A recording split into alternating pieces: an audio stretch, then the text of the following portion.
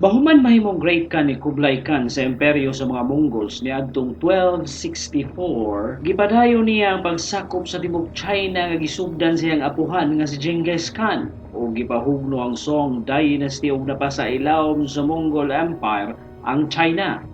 Tungod ato adunay dakong pagtuo ang mga Mongols nga para gyud sa ilahang kalibutan, maong nagka-interes silang sakupo ng nasod nga Japan. Ini ang istorya sa pagpanakop ni Kublai Khan sa Japan, gubat sa mga Mongols o samurai. Pero sa di pa ang tanan, ayaw kalimot sa pag-subscribe o i-click ang bell icon para sa mga musunod nga istorya diri sa Abiseth TV.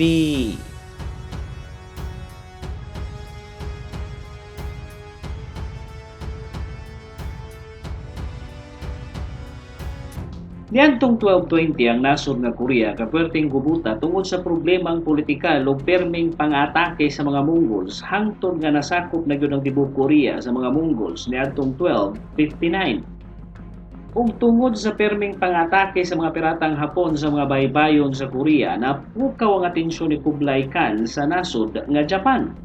Samtang ang mga Hapon niadtong mga panahona kay nagpadayon sa ilang pakipagkalakal sa mortal nga kontra ni Kublai ang Song Dynasty nga naa na lang sa south sa China.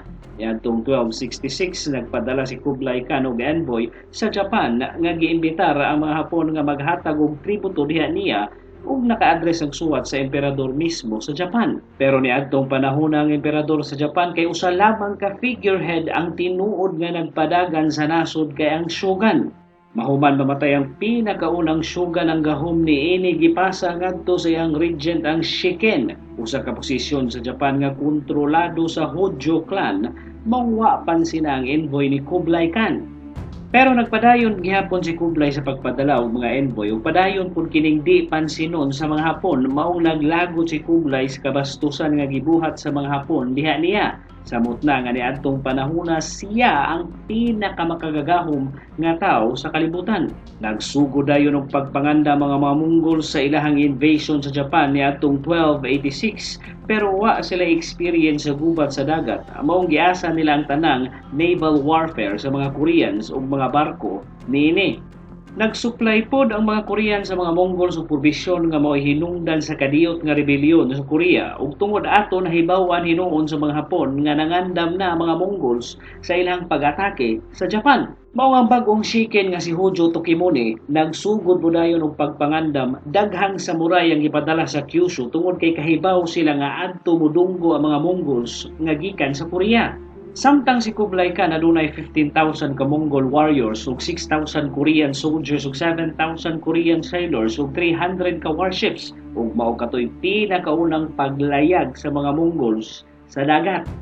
Ningbiha ang fleet ni Kublai Khan sa Korea niadtong autumn sa tuig 1274 ug mingdunggo sa gamayng isla sa Tsushima ug Iki. Ni surrender po dayon ang mga namuyong Hapon sa isla nga layo kaayo sa mainland Japan. Mingbiha ang mga Mongol sa Tsushima ug Iki nga adunay dalang mga bihag ug ipang lansang nila kini atubangan sa ilang barko para ipakita sa mga Hapon ang ilang pagkasalbahis. Dayon abot nila ang Hakata Bay sa Kyushu. Gipawanan dayon sa mga Hapon ug mga pana ang mga mananakop, nagsugod po dayon sa pagdahunog ang mga drums ug gong sa mga Mongol sinyalis sa ilahang pag-atake. Ug kalit nga nagkaguliyang ang side sa mga Hapon tungod kay ang ilahang mga kabayo wa maanad sa kusog nga tingog sa mga drums ug gong sa mga Mongols nga hinungdan sa pagkahugno sa depensa sa mga samurai. Maong ninaog sila sa ilahang mga kabayo ug nakig-away ug hand-to-hand combat gamit ang ilahang mga espadang katana. Di ma-maintain sa mga Mongols ang ilang posisyon tungod kay pwedeng isuga sa mga samurai sa away. Hinungdan sa pagsugod ug atras sa mga Mongols pabalik sa baybayon nga gipauwanan po dayon sa mga samurai ug pana ang mga Mongols. Ang general sa mga Mongols nga insect nga si Fushang naigo sa liog sa pana ug gikuha sa mga samurai ang iyang kabayong gisakyan. Sa dihang nakit-an kini sa sundawong Koreano ug mga Mongols ni atras dayon silang tanan pabalik sa ilang mga barko ug naglayag palayo sa Hakata Bay. Ug kalit lang ni bagyo ug puwerteng kusuga mao nangalunod ang kadaghanan sa mga barko sa mga Mongols nga nakit-an sa mga Hapon nga maoy nagpalig-on sa ilang pagtuo nga wa sila biyahe sa ilang Ginoo pero daghan gyapong samurai ang namatay niadtong gubata. ug niadtong 1275 gipunggutan og ulo sa mga Hapon ang ipadalang envoy ni Kublai sa Japan. Nagpamatuod nga di basta-basta mo surrender ang mga Hapon sa mga Mongols. Niadtong 1279 nahugno na gyud sa kontrol sa mga Mongols ang Song Dynasty ug naa na sa mga kamot ni Kublai Khan ang tibuok China nga mao iyahang gamiton batok sa mga Hapon. Samtang sa Japan, si Hojo Tokimune nangandam na pud og ipadako niya ang seawall sa Hakata Bay og 20 kilometers ug ipadaghan ang mga depensa. Sa tuig 1281 naandam nang moatakig balik si Kublai Khan ug niadtong panahon na daghan na kaayo ang iyang mga sundao nga gipadala 100,000 na kabuok. Gitunga nila kini sa duha ka invasion fleet ang 40,000 nga adunay mga Mongols, Jurchens ug mga Northern Chinese ug Korean troops musakay sa 900 ka mga barko.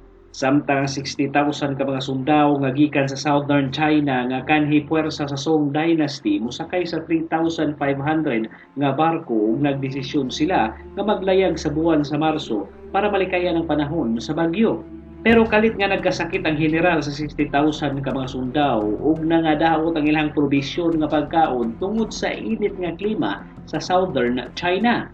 Pero nagsugod na sa paglayag ang Northern Fleet gikan sa Korea ug mingdunggo sa isla sa Iki niadtong June 1281 ug nahuman milabay ang duha ka semana mingdiretso ang mga Mongols sa Kyushu. Nagsugod dayon ang pag-away pagdunggo sa mga Monggol sa baybay pero niadtong panahon na nakapangandam na ang mga Hapon maong di maka-advance ang mga Mongols sa seawall. Ug niadtong July ning abot ang Southern Fleet sa mga Mongol sa south side sa Kyushu. Pero tanang mga sundao sa Southern Fleet ni Kublai Khan kay mga insik nga way disiplina sa gubat ug way experience sa pagpanakop ug labaw sa tanan walay interes manakop ug ihatag ilang kinabuhi para sa usa ka Mongol nga master. Maong dali kaayo silang gipangmasaker sa mga samurai ug kadaghanan nila ming balik sa ilahang mga barko. Usa ka gabi niana gipadala sa mga Hapon ang ilahang mga ninja sakay sa mga gagmayng bangka ug mingkat-kat sa mga dagkong barko sa mga insik ug gipangmasaker ang mga sakay sa sulod sa barko. Daghang sundao ni Kublai Khan ang napatay sa mga pang-ataking gibuhat sa mga Hapon. Mas ni grabe pa ang sitwasyon sa dihang mikatag ang balita nga adunay mga sundao mga Hapon nga kalit lang mugawas sa ngit-ngit nga mopatay ug kalit lang pud kining mawala nga maghatag og sobra kaayong kahadlok sa mga sundao ni Kublai.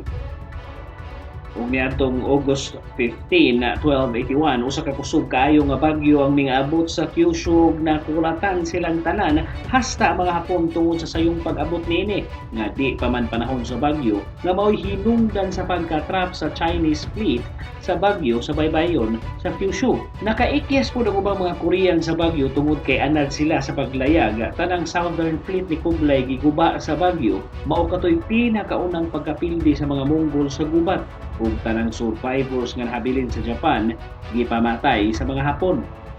Sa dihang naabot ni Kublai ang balita, puwerteng sukuan niini kay ang ilahang Mongol invincibility giguba sa mga Hapon ug tungod ato na hugno ang ekonomiya sa Mongol Empire tungod sa kadako sa gigasto ni Kublai Khan para sa invasion sa Japan.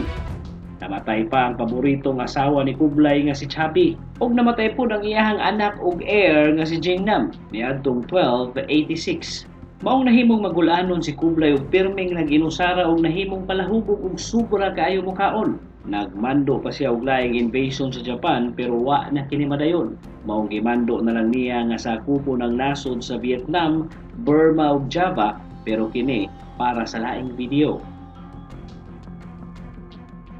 Diri na lang kuto ko kayo kalimot sa pag-subscribe diri sa Abiset TV para sa mga mosunod nga videos. Daghang salamat sa pagtanaw.